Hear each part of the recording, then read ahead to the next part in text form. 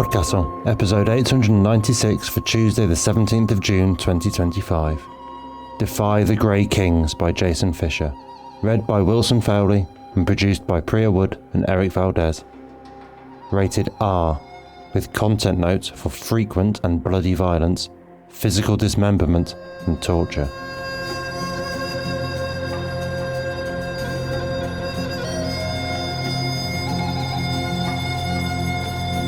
Good morning, good day, good afternoon and good evening, and welcome to PodCastle, the flying castle of fantasy fiction.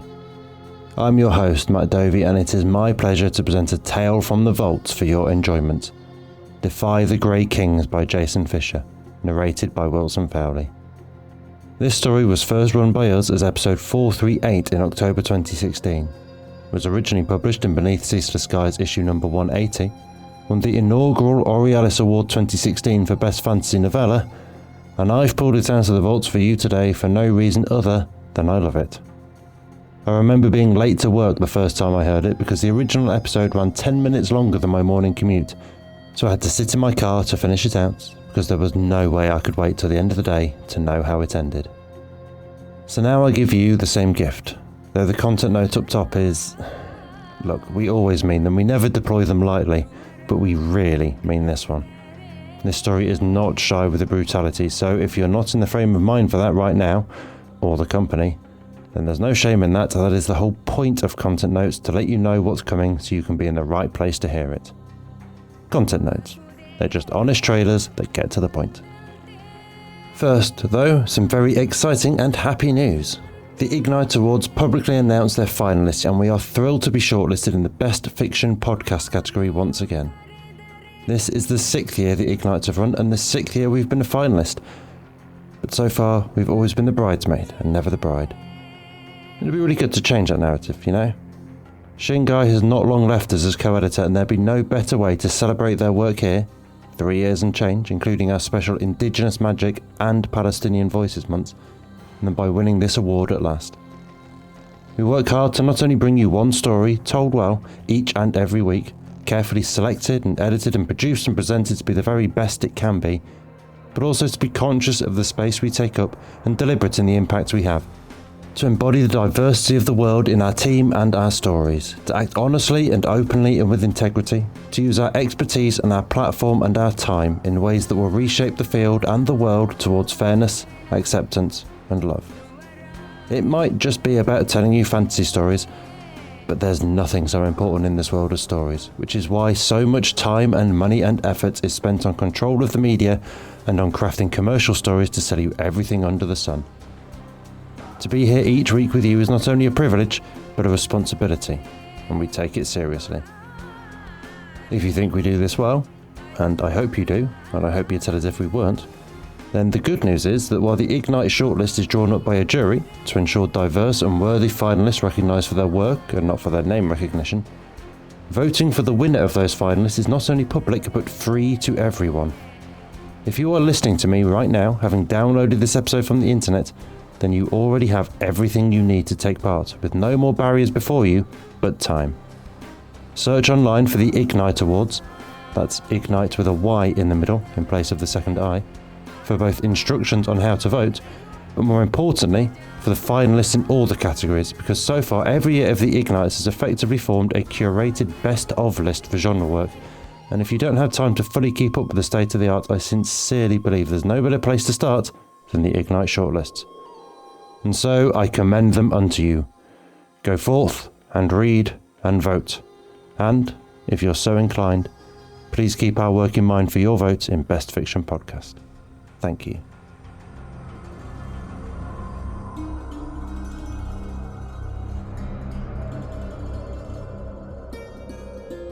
Jason Fisher is a writer who lives near Adelaide, South Australia. He has received a starred review in Publishers Weekly, won an Aurealis Award and the Writers of the Future contest, and received the Colin Teale Literature Scholarship. Jason is also a workshop facilitator, enthusiastic mentor, and a lover of anything to do with the written or spoken word. He is also the co-founder and CEO of Spectrum Writing, a creative service for autistic/neurodiverse people. Jason is powered by Earl Grey tea, Dungeons and Dragons, god-awful puns, karaoke, and the Oxford comma. Wilson Fowley lives in a suburb of Vancouver, Canada, and has been reading aloud since the age of 4. His life has changed recently. He lost his wife to cancer and he changed jobs, from programming to recording voiceovers for instructional videos, which he loves doing, but not as much as he loved Heather. And now pay attention, for our tale is about to begin, and if you do not listen carefully, your own deadly road will wash you away.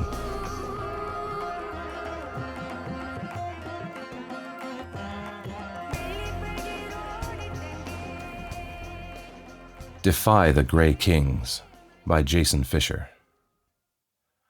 There are many ways to kill an elephant. When that mountain bears down on you, shaking the earth and screaming for your blood, show no fear.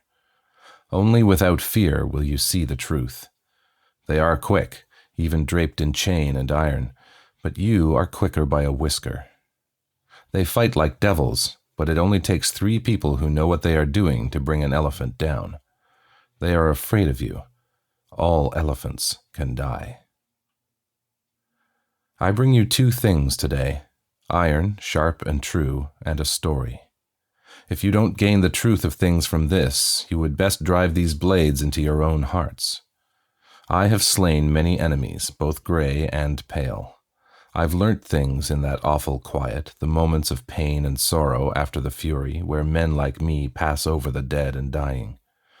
The road that brought me here is slick with blood, and if you do not listen to me carefully, your own deadly road will wash you away.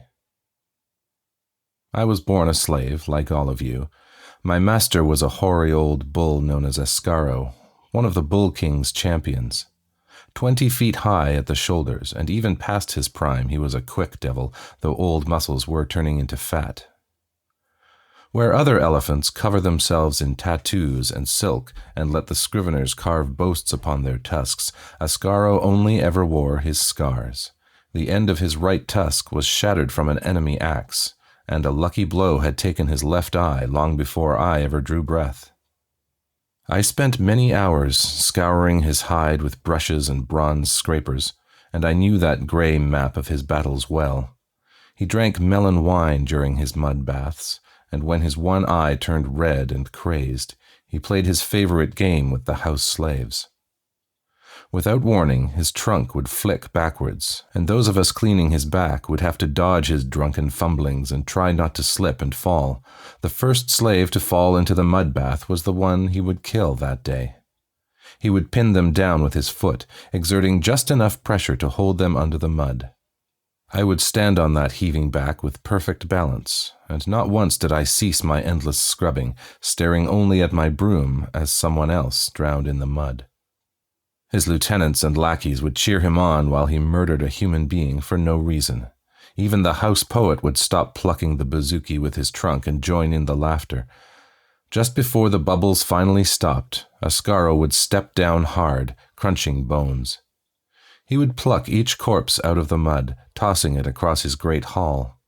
Each body fell with a meaty smack, arms and legs a muddy, broken tangle. The elephants would roar and laugh at the sight, each of them screeching that horrible, deep-throated rasp that every man loathes. I survived the bath game longer than any of the other slaves in the house of Escaro, and only then did my master look upon me with value. He took the broom from my hands and gave me to a man named Mouse. "This one dances well," Escaro told Mouse. "Teach him to dance with a knife." Mouse was a hulk of a man, almost as scarred and grizzled as our master. He took me away from that miserable house, from all I'd ever known. He led me across the streets of Tusk, through the plazas and across the causeways. It is a city built to the scale of our masters, already old when the elephants learned script and set their histories down. I felt like an ant, just another attendant below the notice of our Grey Kings. Here the wealthy promenaded, draped in silk and gold dust, and each elephant carried a dozen slaves armed with fly switches and scratch sticks. "You will be dead within a week," was all that Mouse said to me during that long journey. "I will call you Ghost, just to save time." It was as good a name as any I'd been called. We passed through the deep throat of a gate, dwarfed by the walls no siege engine could level. I saw a field of sawdust below, bordered by the city wall and the dark murk of the Indus River. Hundreds of slaves worked the field, scattering fresh sawdust like they were sowing seeds. Long houses ran level with the edge of the field, mud bricked, daubed with red ochre. One of these was marked with the sigil of House Ascaro. "Welcome to Blood Meadow," Mouse said. The longhouse of Ascaro was rude but functional. In the gloom lay 100 empty slave pallets, bare slabs of wood. A handful of people huddled around a fire pit.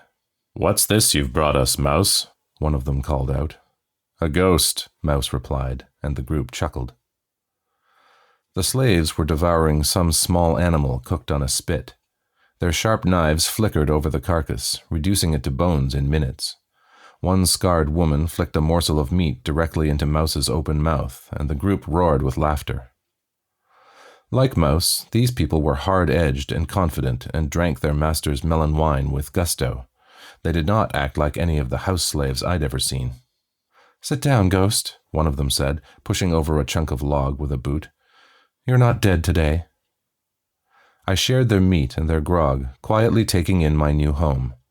As the sun set and the lodge filled with shadows, I stared at the racks of elephant weapons on the walls. Oversized javelins, spiked maces, and battle axes no human could even hope to lift. 2 great swords rested in an iron bracket, crafted to fit the exact curve of our master's tusks. Beneath this lay the thick iron shell that Ascaro wore into battle, heaped into a pile of plates and links and buckles. I saw the faceplate, battered in dozens of places, the spot in front of his dead eye covered by an extra layer of iron and rivets. The empty eye socket watched me as I ate his food and drank his wine. I shivered. I learned the others' names as the wine flowed. A man with a great gray beard and no hair, who they had called Boy. 2 women with muscles like hard wood, twin sisters called First and Second.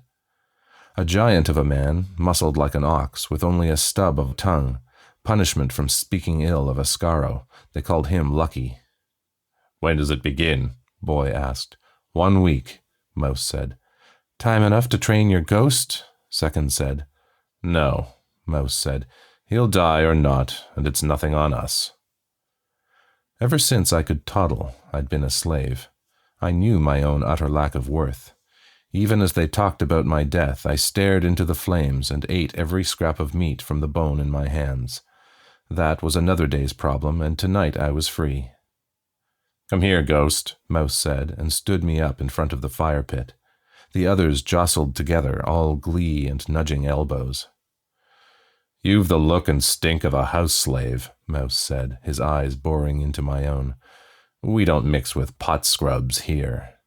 "Stinking pot scrub," First hissed, and the others hooted.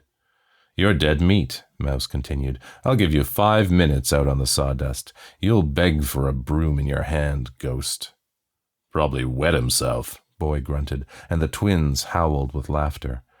Even Lucky joined in, barking out his own tongueless enjoyment. "Changed my mind. The slave dies here tonight," Mouse said. Seizing me in his hands, he tore my tunic from me with one swift motion. It was the last thing I owned, and he threw the filthy fabric into the fire. I stood before these people, naked and defeated. "You're dead," Mouse said, and held a knife to my throat. It bit into my Adam's apple as I swallowed, but when I looked up from the blade, I met his eyes calmly, without fear. At that moment I was empty of everything, and he raised an eyebrow, seeming to approve of what he saw. He stepped back, raising his knife in salute. That was when the water splashed me, soaking me from head to toe. Coughing and wiping my eyes, I saw Boy and Second holding a dripping half-barrel. "Is this slave dead?" Mouse asked. "He's dead. Dead as dead," Boy said. They surrounded me, clapping me on the shoulders and bidding me welcome. Lucky attacked me with a rough scrap of towel. First brought out a cloth undershirt and pants, and Second helped me put on the first pair of boots I'd ever worn. When I was dressed, Boy filled my hands with a square parcel, a heavy bundle of metal links and leather. A chainmail shirt reaching down past my groin but split up the sides for mobility. They fitted it to me, Mouse tutting and making measurements. They spoke of a blacksmith, expected any day now. "Bring it out, Lucky," Mouse called, and the giant put something into my hands. It was a sword in a sheath, curved like the master's tusk blades. The handle felt old and worn, and the leather scabbard was scratched in dozens of places. I drew the sword in one movement. The blade was battered and rough, more of a tool than a weapon. When I tested the edge, it sliced open my thumb with no effort. "This belonged to Pup," Mouse said. "Pup ended up with a tusk in his guts, so now it belongs to you." I learnt that we were called Rothai, and in the longhouses all around me, other teams of Rothai were gathering. In 1 week, they would all do their best to kill me. Other slaves came to fill the bunks, house slaves from the city, shuffling in by the dozen. Already I looked down on them as animals, pot scrubs. Next came the blacksmith, making the longhouse unpleasantly hot as he banked white-hot coals in the forge. My hours were filled with swordplay, as the Rothai played at killing. Mouse carried the twin of my sword. Our 2 curved blades represented the twin tusks of our master. The twins, first and second, wielded the contoy, double-handed lances with iron points 2 feet long. Boy had a battle axe, while Lucky swung a flail with enough force to crack skulls. All about us, the Rothai of the other elephant houses made their own practice in the sawdust.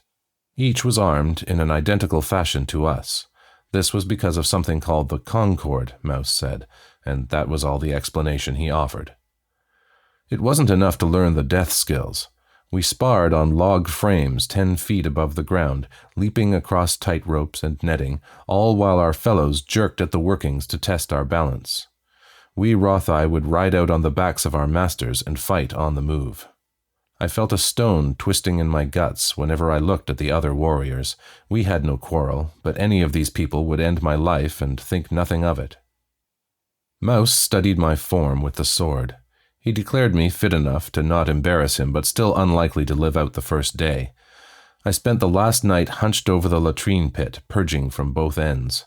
The twins and Boy laughed and called out encouragement. When dawn came, we heard the poets bawling out on the sawdust, paid to recite elephant lineage and exaggerate their patron's deadliness. Then came the hammer of drums, the call of 100 conch shells. Elephants roared with anger and bloodlust. Ascaro finally arrived, stinking of grog and covered in his own filth.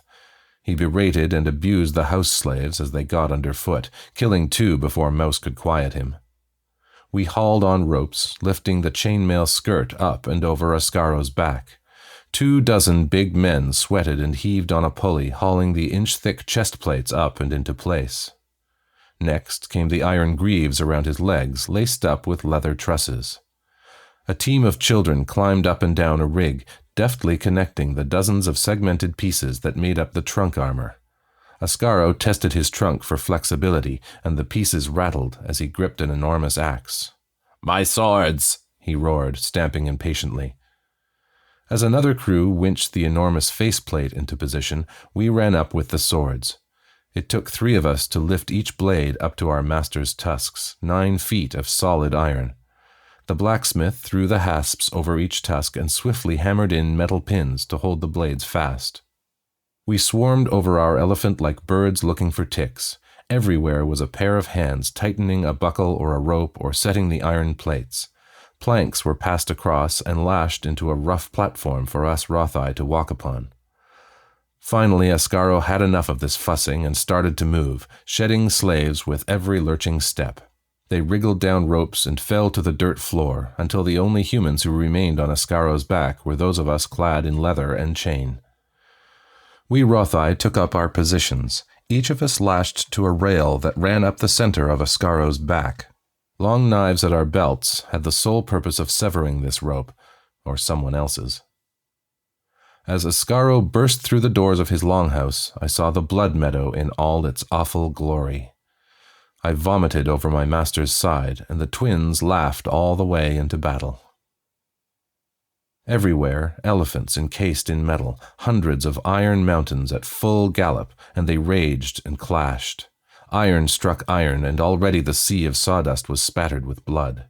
"Be ready!" Mouse shouted from his perch just behind Ascaro's head. Second stood above Ascaro's shoulders, her long contoy at the ready, calmly watching the thunderous murder that we were racing towards. Her twin sister paced around above Ascaro's rump, watching behind for sneak attacks. Our master veered around a whirling knot of combat where 3 elephants fought each other, enormous maces and axes rising and falling. Ascaro made a sudden left, and my feet nearly slipped out from beneath me.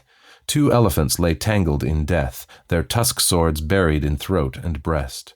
The downed Rothai crews fought to the last on that grey hill, swords and flails flashing. Someone hoisted a lone contoy with a red pennant tied to the shaft.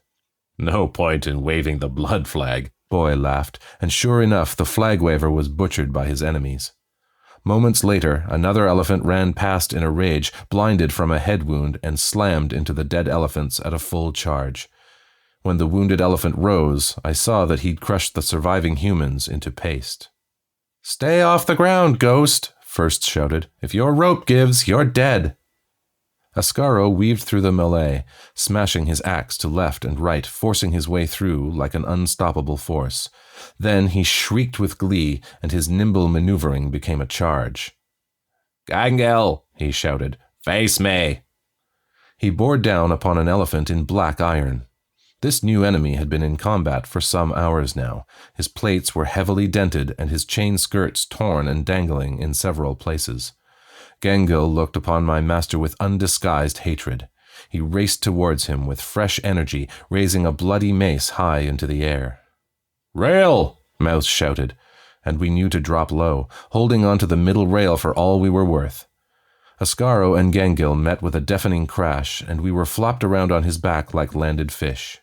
The 2 bulls strained at each other, tusk swords scraping and rasping. Between this, their armored trunks twisted like great serpents, the big axe and mace rising and falling. Over Gangel's head, we saw his Rothai rise, and Mouse screamed, ordered us to our feet. Second was up and lunging, batting aside the enemy contoy that sought out her heart. Gangel's second contoy came out of that press of faces, but Lucky wrapped his flail around it, pinning it down for Boy to snap with his axe. I waited at the back with First, sword at the ready. 2 other warring elephants passed us by in a deadly race, and a man with a contoy took a quick stab at us, trying for a sneak kill. First simply ducked, but I was not quick enough. The iron lance head caught me in the shoulder, snapping through the chain links and pushing me straight over the side. "Ghost!" First screamed, and then I was falling towards the sawdust. Then the rope caught, and I was a dangling dead weight, swinging just short of the ground. I swayed and lurched as Ascaro shifted. It was all I could do to hold onto my sword. Around me, elephants thundered, and a passing axeman took a swing at my rope. If I didn't get up soon, someone would sever my rope, and I'd die on the sawdust. "Hold on!" First shouted. She held her contoy over the side of the elephant for me to grab. When I snatched it with my free hand, she drew me up slowly, grunting with my weight. First helped me to my feet, grinning with relief, when a blur over her shoulder made me cry out. We turned just in time to see a second elephant in the same black iron as Gangel crashing into our master at a full charge. His tusk swords buckled Ascaro's rear plates, one of them reaching through leather and chain to cut deeply into our master's rump. We barely had time to regain our footing when the elephant's axe came smashing down. It was only the skills learnt in the bath game that saved my life then. The axe blow split the plate where I'd stood a moment earlier. A flood of enemy Rothai leapt over the elephant's head, hooting and hollering as they slid down his trunk. 6 warriors, each of them trailing a flapping length of rope. "They've cut cords! Mouse, help!" First shouted, trying to keep them at bay with her lone contoy. I hovered at her side, swatting away the second one with my sword, even as the enemy rushed us. Then Ascaro turned, withdrawing and fighting his way free of Gangel. The 3 elephants circled, the 2 in black iron fighting as one. "Grenkel and Gangel," Ascaro snorted. "You bastard brothers in black. I'll bleed you today." Grenkel's entire crew were on Ascaro's rump now, forcing us back toward Ascaro's head. First lost the head of her contoy to an enemy axeman, and she retreated with a curse, left with only her rope knife to fight with.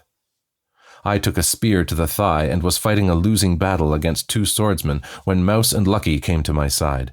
In moments, one foe was dead, another dying, and then second was there with her contoy to prod the survivors backwards. The last man fell bleeding from the gut to the sawdust and certain death. Ascaro was holding his own. He'd crushed Gangil's trunk armor with one lucky blow, and Gangil bled deeply. His Rothai raised the blood flag, and he retreated from the melee in defeat. Grenkill had done his best to smash Ascaro's blind side, but now it was 1-on-1. My master shrugged off half a dozen deep wounds, driving the black-armored elephant back with his superior size. Their axes came down with fury, sparks flying from each crash of metal. Finally, Ascaro twined his trunk around Grenkill's own, holding the smaller bull's axe in place. "Now, cut cords!" Mouse shouted, and it was our turn to slice at our ropes. We leapt from one elephant to another, and no one was there to oppose us as we sliced away buckles and straps, stripping away layers of chain and plate. "Mercy!" Grenkill cried. "I show blood flag! Please!" But there were no Rothai on his back to raise the red blood flag of surrender. "Master?" Mouse asked. The glare in Ascaro's eye was instruction enough.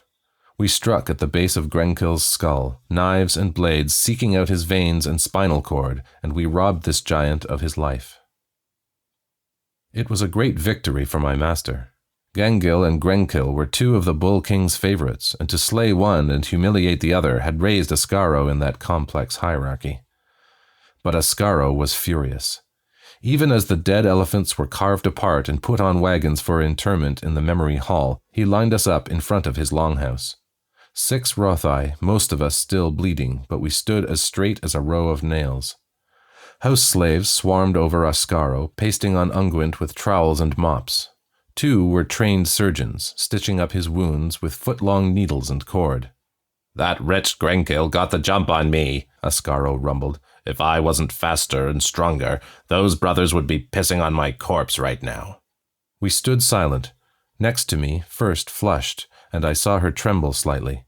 If she hadn't been saving me, she'd have spotted Grenkill attacking from the rear and would have been able to give the warning. "I am the greatest on Blood Meadow. The greatest," he said. His trunk snaked sinuously, his great ears flapped. From hours of scrubbing this monster, I knew every sign, every little twitch. Our master was at his most dangerous. "So why have I got a gaping hole in my backside?" he roared. "Who was meant to be watching back there?" It was always up to those with contoy to watch, front and back. The elephant loomed above the twin sisters, all grey wrath and vengeance. "It was me," Second said, and First cried out in disbelief. The sisters both tried to accept blame, and Ascaro stamped at the ground, losing patience. Elephants, as you know, have trouble telling humans apart, so it would have been impossible for him to pick out which twin was which. Mouse stepped forward, and with no expression he pointed at First. The sisters gave up on all self-sacrifice, and First waited for her master's judgment. "You will die," Ascaro said, and First bowed her head. "You have served well until today, so I offer you a choice. Put your head beneath my foot, or fall on your sister's blade." "No," Second said. "You cannot." "Hold your tongue, or Mouse will find 2 new Rothai tomorrow." The twins turned from the elephant, and I saw Second draw her rope knife with a shaking hand. The sisters kissed and touched brow to brow, tears mingling across those mirror-image faces. "Enough! Do it!" Ascaro roared, and First pushed herself forward, the knife biting deep into her chest. Sobbing, Second thrust up with her blade again and again until her sister finally stopped twitching and screaming. Mouse brought a replacement to the longhouse the next day, a Rothai with a dead master. Mouse named her Nails, and as always the joke of this new name was something he kept private. We threw water on her and drank, and pretended that First had never walked amongst us. We had many victories that season on the Blood Meadow. Ascaro began taking more risks on the field than ever. I gained confidence with the sword, and soon I was at Mouse's elbow whenever the call came to cut the cord, to take the fight across to another elephant. Each fight brought another scar and more memories of carnage. I tried to wash them away with melon wine. I drank, I slew, and I survived. Men faced me over bare blades, and I struck them down first, drove the life out of them with urgency. Each one was a poor slave like me, but one thought drove my sword arm. Better you than me. One day, the madness stopped. Like my master, I woke up with a hangover, but instead of combat, we were kneeling in the sawdust, paying obeisance to the Bull King, the most perfect of all elephants. A pair of palace elephants waited behind us with maces, ready to crush any human who dared to look upon the Bull King's radiance. I caught a perfectly painted foot, but dared not look any higher.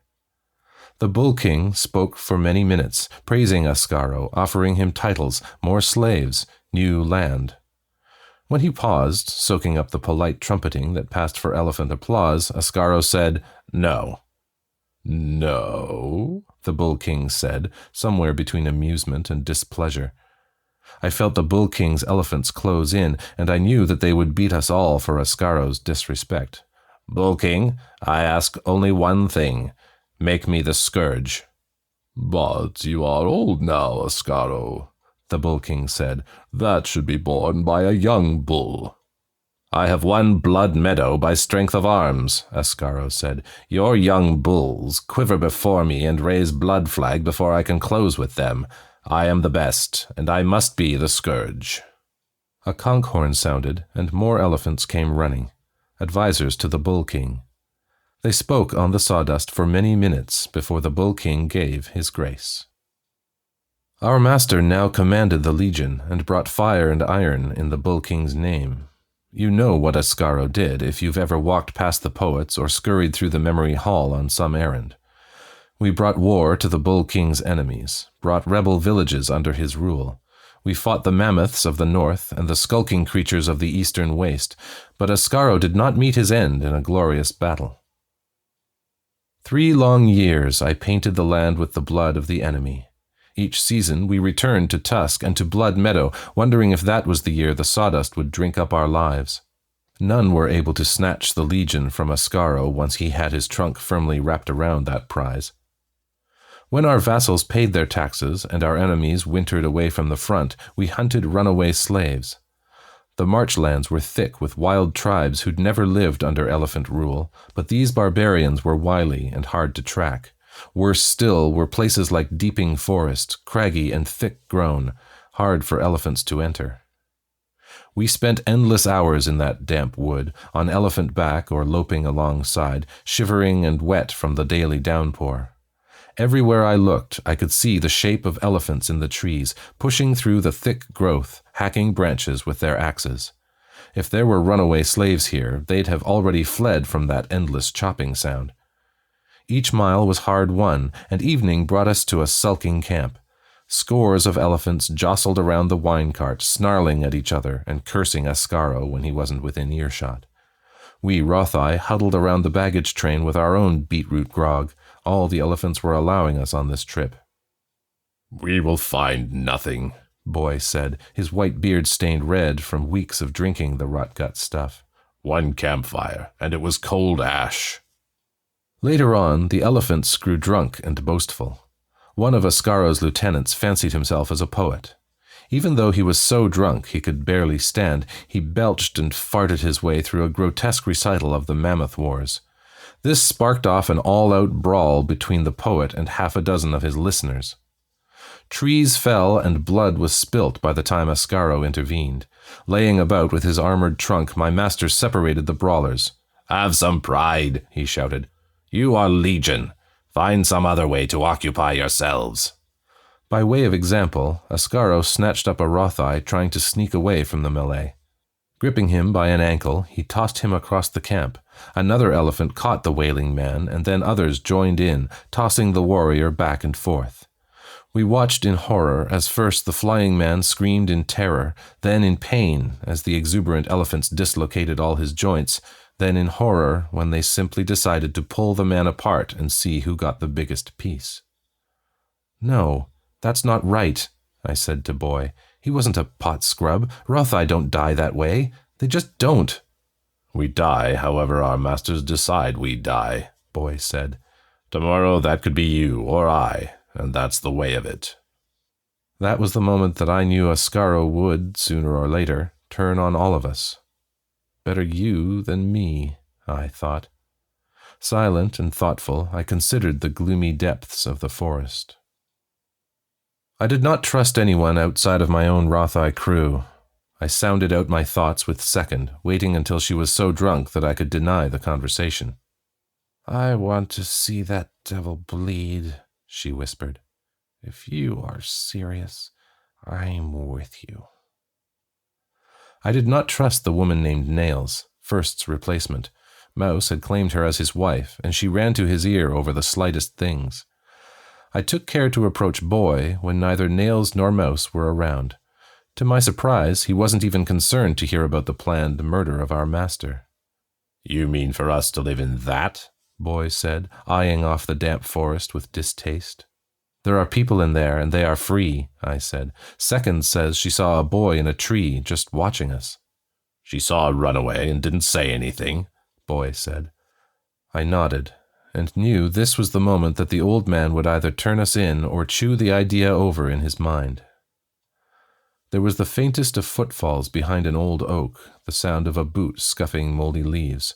I put a hand to my sword hilt, and Boy stepped toward the noise, bearing his rope knife. It was Lucky who emerged from behind the tree, and who eyed us both warily. He'd have heard every word of our palaver, and knew enough to damn us. "You tongueless mutt," Boy spat, "skulking around your own crew. Hear anything interesting?" Lucky nodded. Boy looked at me, long, considering. Then he sheathed his knife with a sigh. "Ghost has the right of it. We can escape here, but it will be a red day's work. Can we count on you?" Lucky frowned and looked to the main camp. 2 elephants were sparring with broken tree trunks, and the Rothai were brooding lumps, huddled around the smoky campfires. A feeling of murder hung over Ascaro's camp, and Lucky had worked the meadow long enough to know when to tread lightly. "What will he take from you next?" Boy said. "A finger? A hand? That grey bastard has already decided to kill you one part at a time. I've seen him do it before." Lucky wavered by the tree, indecision on his face. He worked his lips and grunted with frustration. "It took 10 years for the last one to die," Boy said. "A mighty Rothai, whittled away until he was a torso and a head. The house slaves fed him and cleaned him, but every night Ascaro would come and watch that poor idiot, struggling to eat without hands, tongue, even lips. Our master there, he'd hold his foot above that bag of meat while he ate, waiting for him to nod. That Rothai lasted 1 month before he asked for Ascaro to crush the life out of him. He begged for his own death, and don't think you won't do the same." Lucky barked and made a rude gesture. He didn't believe Boy. He slunk back into the camp, body tense as he waited for us to rush him. "Easy," Boy said, and I let go of my sword. "He can't tell Mouse anything, not if he tries." I saw Lucky approach the grog cart, and he sat down on the same log as Mouse and Nails. Our crew leader was holding court with the other Rothai bosses, who howled with laughter as the ladle of beet grog passed around their damp circle. "He'll ponder it some," Boy said. "When the moment comes, he'll either be for or against. If he hesitates even for a moment, kill him." Over at the elephant camp, the sparring match turned ugly. Ascaro ended the brawl by burying his axe in an elephant's face. Night fell in our dripping forest camp, even as a team of Rothai stripped the cold gray body of arms and armor. Neither elephant nor man rested easily that night. No elephant who'd served as Scourge of the Legion had ever rooted out the human settlements of Deeping Forest. Ascaro blustered and raged during each night's camp, vowing to be the first to end this haven for escaped slaves. Deeping Forest clung to the back of a mountain range, affording few paths for an elephant to easily climb. Only Ascaro's pride kept that force moving forwards and upwards, snapping trees every minute, trampling centuries of undergrowth beneath that inexorable advance. We found what passed for a small village, abandoned by the time Ascaro's armored bulls reached the plateau. There were signs of a hasty evacuation, and the ashes in the fire pit were still warm. We destroyed that rude place. There was a miserable vegetable patch, hard won from the stony soil, and we took everything before we turned salt into the earth. There was a spring here, clean and pure, and Ascaro ordered the elephants to take turns fouling it with dung. Our grey masters trod the huts and lean-tos into kindling. Finished from our work in the village's gardens, we set torches to the ruined buildings. The elephants of the Legion relaxed, assuming their hard journey was over. Ascaro soured that idea the moment he heard it. "We lose hundreds of runaways every year," he grunted. "There were maybe 20 of the pink rats living here. We keep searching." The elephants held themselves a small feast, roasting vegetables and mash over the coals of the burnt settlement. The Rothai were sent up into the tallest trees to look down for smoke, for any movement. There was a larger settlement in Deeping Forest, and Ascaro meant to have it. I clung to the tip of a pine and saw how the terrain grew ahead of us, thickly wooded ridges, bunched up into folds of near-vertical rock. "Tomorrow," I whispered to Second that night. Boy nodded when our eyes met over the grog ladle, and that was all the planning we made. I took out a whetstone and sharpened my sword with long, slow strokes. Mouse and Nails returned from their latest tryst, sharing a jug of the good melon wine. Ascaro had been generous to his favorites that night. "You expecting a fight, Ghost?" Mouse said. I grunted and worked on the point of my blade, making sure it was sharp enough to punch through mail. Nails stared at me for a long time, lip curled into a sneer. If she thought I had ambitions on Mouse's position, she was sure to cut me in my sleep. "You'd be smart to bring down a runaway," Mouse said. "You know that Ascaro is offering a brace of slaves for each one that we kill or capture. Our own slaves, Ghost. And the first Rothai to spot a large settlement will be given his own estate in Tusk. You could be a free man tomorrow." I paused. Ascaro's offer was stunning in its generosity. Freedom for a human was a rare gift, unheard of in my lifetime. I looked over at the drunken elephants. We were here for their pride, to punish those humans who dared to defy the Grey Kings. I drew on the whetstone too hard, a squeal that drew a spark and left a burr. "Perhaps I'll let you visit my new house," Mouse said dryly. "There'll be blood on my blade before there's any on yours." I drew the whetstone once more. Morning took us down from the plateau and into the next valley, axes flashing as our grey lords smashed through yet more forest.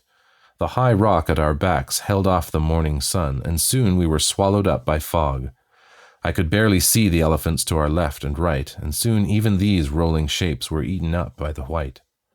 I heard the sound of axes biting into wood, the creak and crash as the lesser trees were pushed aside, and could not have said whether this was 10 feet away or 100. We were alone in a pale universe, with no witnesses. There would be no better time than this. I tried to signal Boy and Second without alerting the others.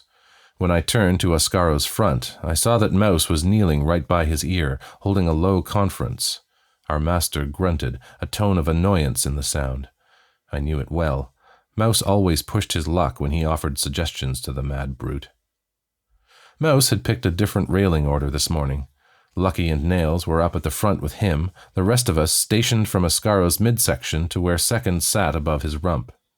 Even as Mouse steered Ascaro through the gloom, I slowly drew my sword. Boy nodded once, holding his axe low and ready, and from the corner of my eye I saw the tip of the contoy that meant Second was at our shoulders. Our ropes traced along the center rail, and we made our move.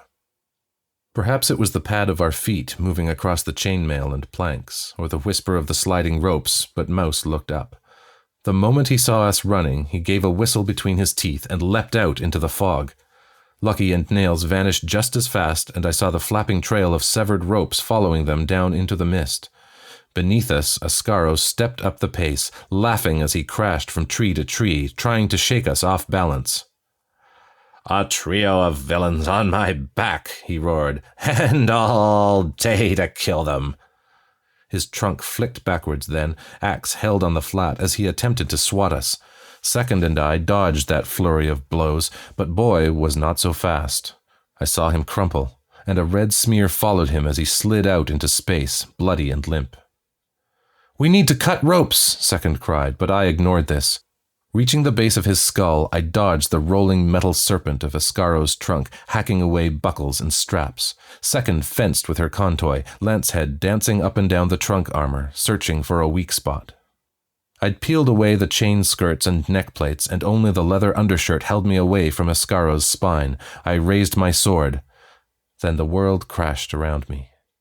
2 other elephants had appeared out of the mists, drawn by Ascaro's cursing. They held fast, and Rothai flooded onto Ascaro's back, driving me away from the vital spot.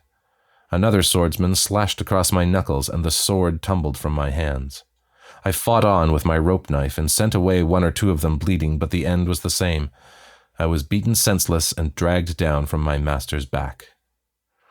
Through eyes half closed by swelling, I saw Second dangling from her rope, the tip of a broken contoy still lodged in her throat. Amazingly, Boy was still alive, but he'd been broken grievously by the swat of Ascaro's giant axe. The other Rothai cut him down and presented him to his master. "You have served me for many years, Boy," Ascaro rumbled, "so I shall show you mercy." Mercy was Ascaro stepping on each limb in turn, slowly grinding Boy's body into paste. As the bones snapped, I dry heaved and begged my master to stop, but on and on he went, pushing his weight into my screaming friend. Whenever Boy passed out, Ascaro gave him time to revive. Once he ordered the other Rothai to dose him up with rotgut grog, to dull the pain just enough that he would stay awake throughout the ordeal. Finally, Ascaro wrapped his trunk around Boy's neck and plucked off his head like a grape. It was my task to carry it the whole way home to Tusk, and every time I looked down into Boy's horrified face, it was a reminder that my master was far from finished with me. Once more, I was placed in Ascaro's villa. I was the lowest of his house slaves, and my drudgery was only interrupted by a daily flogging. Each month, Mouse visited, and I lost something else to his blade: an ear, a toe, a finger. Each time, Ascaro and his cronies would laugh at my extended punishment. "I taught Lucky to read and write the moment he lost his voice," Mouse teased, flicking my severed pinky finger over his shoulder. "Passes on all sorts of interesting scraps to me, that tongueless bastard." I spent days scrubbing the latrine trenches and trod laundry in the putrid fullery vats. Over the months, I was given every vile task Ascaro could dream up. My food was rotten and worm-ridden, if it arrived at all. Then I was given a broom and pushed into the baths, and I knew it was all going to be over soon. I cleaned up the mud and helped to haul away dead slaves whenever Ascaro murdered one. Mouse bathed with nails, holding court with the other freed slaves. Emancipation was now the fashion, but it was rare, and those freed were always the worst examples of humanity. They played their own variety of the bath game, and it pleased the elephants to see humans drowning slaves in the baths over the smallest slight. Yet none of them were permitted to touch me. I was Ascaro's alone to kill. Ascaro summoned me to the baths one night, after all of his guests had retired. My master stank of grog and vomit, and he had a look of madness in his one eye. "Ghost," he said, "I want you to scrub my back." He hooked his trunk into a kind of step and lifted me up and behind his shoulders. I trod lightly across his mud-slick skin, taking care to sweep deeply, watching for the twitch in his muscles, the sign that he was going to strike. For long moments he sighed in contentment as I scrubbed, the bristles scratching and digging deep into his skin. It didn't make sense that he would kill me this way. No one was here to witness his ultimate triumph over my rebellion. He moved fast then, but only to draw melon wine into his trunk. He let it drain into his mouth and chuckled darkly when I flinched. "Don't let that broom slow," he teased. "Keep me in a good mood, and you may live out the day." I pushed the broom again, and that was when he struck. He flicked his trunk backwards, a gray, sinuous serpent that snatched for me again and again. I dodged, leapt, and slid around on his back. He grabbed again and again, but each time he was a second behind me. But for all my speed, I was tired, and there were no other slaves to hide behind. Since Mouse had taken some of my toes, my sense of balance was off. He'd snatch me up, and soon. "Hold still, you damn slave," he growled. I did just that, but even as his trunk snaked towards me, I broke the broom across my knee. His trunk wrapped around my waist, but before he could plunge me into the mud, I rapped him across the snout with the broom handle. "Face me, you fat old coward," I shouted. Ascaro brought me forward, the trunk tightening around me, squeezing the life out of me. He roared in fury, cracking my ribs and making my vision go dark, then brought me in front of his face to watch me die. I stabbed out with my snapped broom handle and buried it deep in his eye. He howled in fury and tried to pull me away, but I clung onto the handle, twisting it, screaming my own defiance. "You are killing me," Ascaro cried, surprised and afraid. I drove that stick deep into his brain. He sank down into the mud, twitching and gasping, and then finally he was still. The murder of a master by his slave is not the point of my story. The elephants are monsters, but they are not for you to kill. If you fight them, they will break you or kill you. Look on what they have done to my body, I who they have trained in the arts of death. You are pot scrubs. Mark this lesson well. There are others like me, others hiding in the in-between places. We slip in and out of tusk like mice, and we nibble in the dark, bringing their city down one grain at a time. No, your place in this war is different. You must leave. In ones or twos, and never by the same way. Your job is to walk away from tusk. When you leave, we will find you. There is a human nation hidden beneath the gray one, but the iron in your hands comes with a price. That night when I left Ascaro's body in the mud, I slipped into Mouse's fine new house and left it a burning knackery. I murdered those collaborators, but this revenge wasn't sweet. I was sad when I stood over their bodies, sad that it needed to happen. Come to us with a bloody blade, or we will turn you away. There is someone near you like Mouse or Lucky. They are traitors to your people and your true enemy.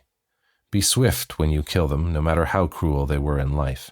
Take care that you do not linger long once your knives are wet. For all that your masters strut and bully, they need your clever hands. Above all, they need your fear. Fear gives them farms full of starving slaves, while the canals run choked with food barges and miserable wagoneers file into Tusk hauling food they dare not touch themselves. The elephant's foul city only exists by our sufferance. Every day I picture that flood of wagons and barges slowing to a trickle, the ancient gates sucking at the last of the food like a dozen hungry mouths. I see their temples and pyramids overgrown in vines, forgotten in a jungle of our making. Above all, I picture their bones in the plazas. Outside of their ruined city, I imagine our villages, huts made from their rib cages and covered with stretched skin. I see their tusks used for ornaments and trade, but most of all, I dream of the day when those gray killers are fastened into the plows, urged on by a whip in a human hand. Defy the gray kings. Our time is now.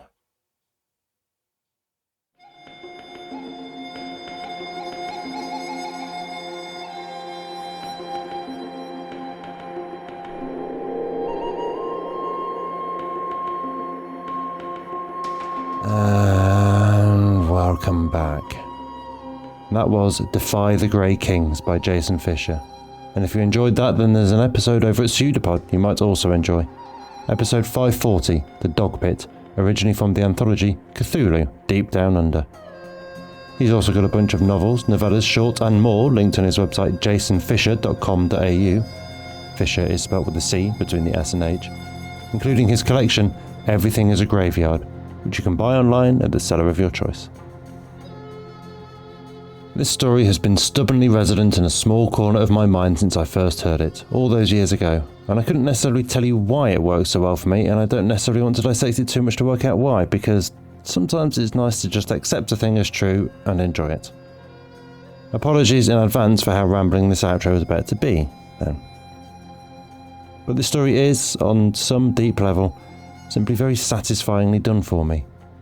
Rich and detailed and imaginative in that thorough, thought-through way that makes it feel so true and alive. where the social dynamics and their consequences are worked through to create a world that is so different, but so internally consistent that despite its novelty, it is just somehow correct. It clicks and fits together and makes a pseudo-Roman elephant empire plausible. Mind you, I suspect there's another reason underpinning that sense of the world building just clicking for me. I reached out to Jason for an updated bio to run this episode, and since the original one, looks like he's had the good old midlife autism diagnosis too, same as I have, so that rigorous world building following the same paths my mind would have taken, yeah, makes sense why now. That thorough, detailed world building is also, as per Jason's story notes on the original broadcast, a result of the story having originally been an abortive novel, such that the novelette ended up being 10 years in the making and the condensed results of a whole lot of other thinking and writing. I think it tells, although I also think it's a very exhausting way of going about things, and as admiring as I am of the result, I may not have it in me to copy the approach. The elephants here are villains of the worst order, absolute bastards to be frank about it. But in this reality, they are, I think, one of the most empathetic and emotional of animals. I am frequently found wide-eyed in wonder as I stare up at the night sky and all its stars, lost in the scale of the universe and my small place in it. But I don't think that infinite view blows my mind half so much as the very evident fact that elephants grieve their dead, that they will return to the bones of a fallen herd member and contemplate them, rearrange them, smell them and, in summary, visit their graveside. That a species so different from us, from which we diverged probably 160 million years ago from a small shrew weighing half an ounce, has an emotional intelligence sufficient not only for a theory of mind, recognising other elephants as individuals equal to themselves in interiority and personhood, but also a comprehension of death and loss and time.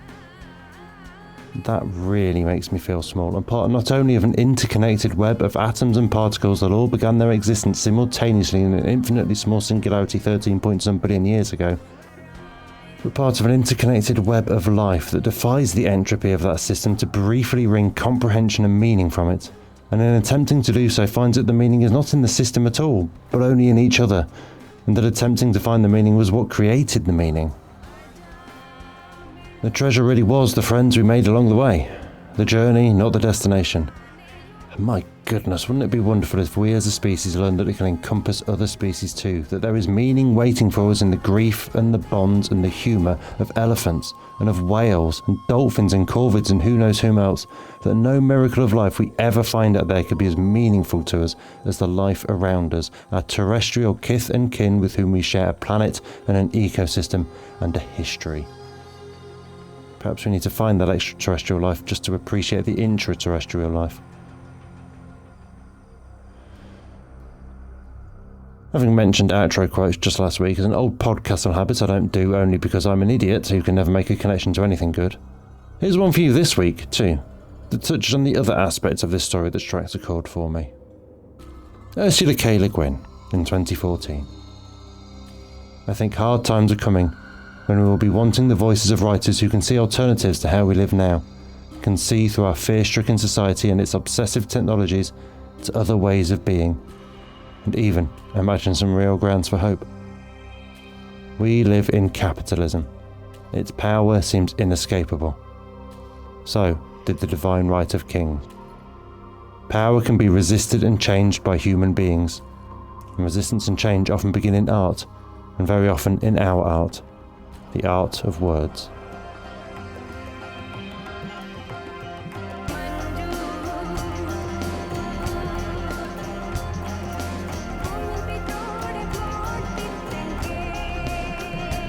That was our show for this week. On behalf of everyone at PodCastle, your co-editors Vanini Kamamia and Eleanor R. Wood, assistant editor Caitlin Zavanovich, audio engineers Devon Martin and Eric Valdes, and our many wonderful first readers, Andrew Cahill, Balawan Conte, Craig Jackson, Amalia Harrington, Julia Patt, Kieran Corsini, Tania Barry, Tarvanova, Tierney Bailey, Zeev Witties, and myself, Matt Dovey. Thank you for letting us share another story with you. The legal bit. PodCastle is part of the Escape Artists Foundation, a 501c3 non-profit, and this episode is distributed under the Creative Commons Attribution Non-Commercial No Derivatives 4.0 International License. That means you can share it, and please do, but you cannot sell it and you cannot change it. If you want specifics, check creativecommons.org. Our music is by Shiva in Exile. Everything we do on PodCastle is 100% donor funded, and if you'd like to support what we and the rest of EA do, please join us on our Patreon at patreon.com/EA Podcasts. Prefer another method? There's details for supporting us via Twitch, Amazon Prime, Ko-fi and PayPal on escapeartist.net. We'll be back next Tuesday with another fantastic tale. In the meantime, you might get to check our sister podcasts: Escape Pod for science fiction, Pseudopod for horror, Cast of Wonders for YA speculative fiction, and Cat's Cast for speculative cat stories. If your heart belongs to us though, we'll see you next week. Be safe and be kind.